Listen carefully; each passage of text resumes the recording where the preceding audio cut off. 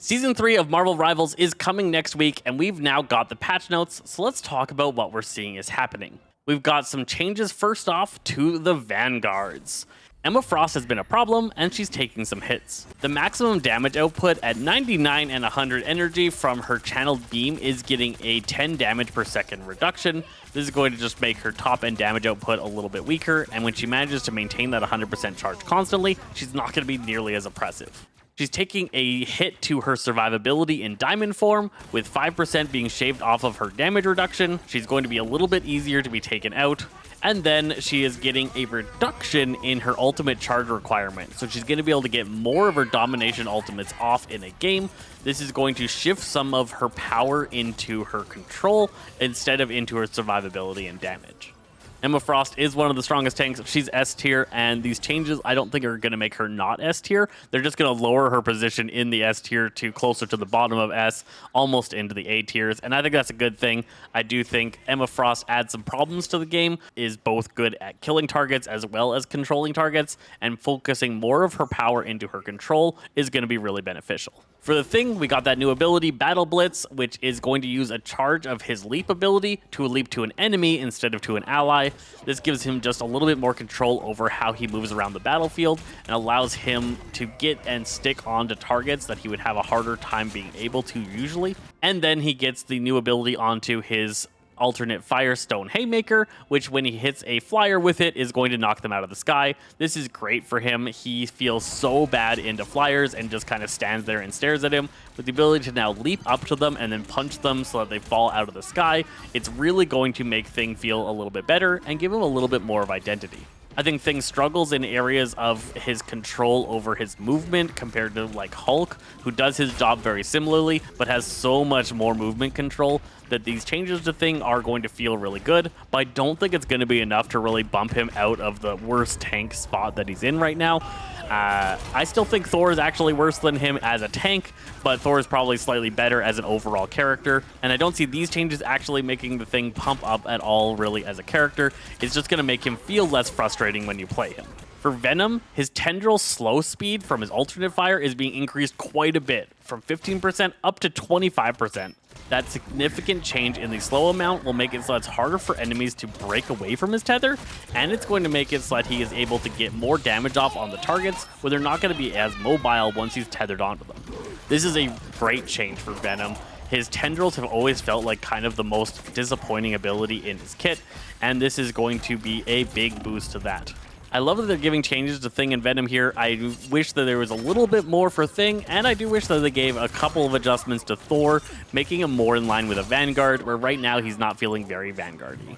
For the Season 3 Duelist Changes, starting off, because Human Torch is now the anchor of a team-up, he's getting a reduction in the damage output of his abilities to make up for the fact that he's now going to have a boost of overall damage. I think this is a net pretty neutral, a very slight nerf to the damage output of his ultimate, I think, but other than that, there is not a significant change here to Human Torch. For Iron Man, his poke damage of the first 2 blasts of his repulsor is getting weakened, and he's getting a massive increase to his ultimate energy requirement. This is going to make it so that poking Iron Man just doesn't feel as oppressive, and he needs to play a little bit more into the Unibeam to be at his maximum effectiveness. For Mr. Fantastic, we're seeing 50 HP being shaved off of his enlarged sides HP pool. This is a high-end balance change more than it is a low-end one.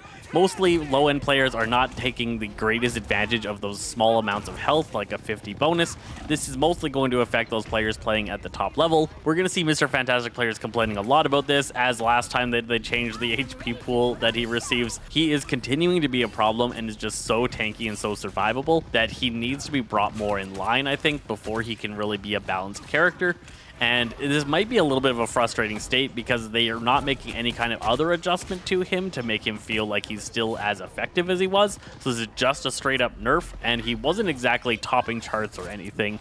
So I can see the community being a little bit upset about this one, but I think it's going to be needed for them to get better numbers in where Mr. Fantastic actually sits. For Namor, I'm loving the changes. They are increasing the speed of both his primary and secondary fire, so it's going to be easier for him to successfully land those on targets. It can be super frustrating playing a long-range sniper with such a slow projectile that it is a pain in the butt to hit any target that is doing active movement. They're also buffing the damage output of his basic attack. which makes him more effective when he isn't able to have his squids out on the field or when he's attacking from a very far range away that his squids aren't able to take effect. This is a good change for Namor. He feels super frustrating right now when his squids aren't on the map, and the unreliableness of using his spears. You actually had to play Namor quite a few times to get back into the groove of the speed of his attacks, compared to pretty much any of the other longer range characters who are much easier to land all of their shots with. I'm going to love these changes, and it's going to probably up my Namor game quite a bit. For the Scarlet Witch, her ultimate is getting a buff, making it so she moves a little bit faster when she's using it, so she can keep up to targets better or is able to get around shields a little bit more reliably to get that damage off. They're also buffing the damage of it from 750 up to 850 to make sure that it can kill those highest HP targets when they can't have any kind of bonus health applied to them. For Spider-Man, he's no longer a team-up anchor, so he's losing that team-up anchor bonus of 5% damage, so they're buffing up the damage of all his abilities so that he still has the same level of bite that he had before. For Punisher, his culling turret is getting a hit, and it's just not going to deal as much damage. Also, his ultimate energy requirement is going up about 10%, making it so he can't get as many of his final judgments off. Both these changes should just make it quite a bit harder for him to just culling turret at the start of the fight, get a bunch of ult charge, and then wipe the enemy team before anybody has any kind of reliable answer against that damage output. Punisher's in a really strong state right now, and he needs this change, I think, to just make him not feel as mandatory in those top-end teams. For Winter Soldier, he's going to be doing more damage now when he's going past 40 meters, getting 10% less damage reduction from his basic attack when he's firing at that really long range. Winter Soldier players definitely feel ineffective from long range, and they're going to be liking this change, but it's really going to frustrate me that that pistol is doing so much damage so far away. For Wolverine, his leap is getting a bit of a change. It's getting an increased cooldown, so he can't use it nearly as often, but it's also having a 1 second increase to how much time he spends with his extra enhanced swiping, making it so that he does a little bit more damage per leap. This, combined with the team up, is going to make him still be a really powerful character, and I actually think that this increase in cooldown to his leap is going to be needed to make that team up a little bit more in line. I still think it's going to be a problem, and we're going to see either Wolverine or Phoenix on the ban list, although after watching the Phoenix trailer that you can catch up here, I do think that it's going to be Phoenix that gets taken off the board rather than Wolverine. She just seems so strong. For the Season 3 Strategist Changes, Invisible Woman is getting more of a state change rather than a buff. What's happening is when she uses her basic attack, the healing and damage output when the orb initially launches out is being increased, and the amount of damage and healing that it does when it returns is being decreased by the same amount. So she's going to have the same net healing in her ideal state, but anytime that she's hitting a moving target, she's probably going to be a little bit more reliable on both the healing and the damage, which is probably a good thing as it can be really frustrating with her to be keeping up with fast moving targets. It'll be easier for her to keep her duelists alive and to take out those divers. Loki is getting a little bit of a nerf. His ultimate recharge rate is going up by about 9%. It's going to take him a little bit longer to get that maximum ultimate charge and should line up his ultimate more often with other people's, where right now he can just get his ultimate slightly earlier than everybody else and can cause problems for the game. For Mantis, I love this change. So they are reducing the base healing of her healing ability, but then adding a % max HP heal to the effect, which means that she's going to be healing more HP over time on those tanky targets and help her keep Vanguards alive way better than she does right now. This new change, adding 2.5% maximum HP healing, is going to actually be pretty huge on targets like Groot and Thing, which have those big HP pools. It's going to help keep them alive way better, and a really good change for Mantis. Her ultimate is getting an increase in how long it takes to charge it, but also getting an increase into how much bonus HP it gives, to the point that she should no longer actually be one-shottable by some of the abilities that can currently take her out of her ultimate. For Ultron, I was expecting a damage reduction, and instead we're getting a survivability reduction onto this character. He's going to get less time with enhanced speed after using his shift, and he's going to get a slight reduction in the amount of bonus HP that his Firewall gives out. He is really survivable. He is one of the tankiest healers in the game because of the amount of bonus HP and free movement that he kind of gets out of his kit.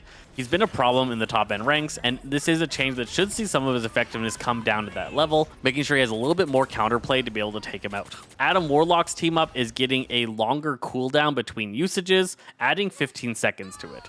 That's not a lot. A lot of the times you're not going to have 15 seconds exactly between activating it once before you have to activate it again. This should rarely see very much of a difference in its effectiveness. And then the new team up between Jeff and Venom is getting a buff, making it so that Jeff gives more bonus HP as well as stays tethered and healing targets longer. I haven't really seen this team up come up at all. I don't think Jeff Venom are coming up very often right now. A slight buff here to Venom should see him played a little bit more often, but I don't think it was enough of a buff to really bring him out of his current tier ranking. So we're not going to see too many more Venoms, and this team up is going to remain one of the ones that is just kind of forgettable. Other than the changes to Mantis and Thing, I don't think anything else across this list is going to be really revolutionary or breaking the game in any way, and we should see the game stay in a pretty healthy state. I personally think that they're doing a pretty good job compared to a lot of other games. If I were to do a tier list in the style that I would for something like League of Legends, all of the characters in Marvel Rivals would be like B, A, or S, right? Like, there isn't a character below B tier in actual playability, and whenever I have to do tier lists on this, I have to really stretch out the rankings a bit to make sure that there are D rank and S rank split there. But I do think they're doing a fantastic job with this game. I'm loving the balance levels. Let me know what you think of these changes, and if there's anything you wish you'd seen in these patch notes. Sazaze.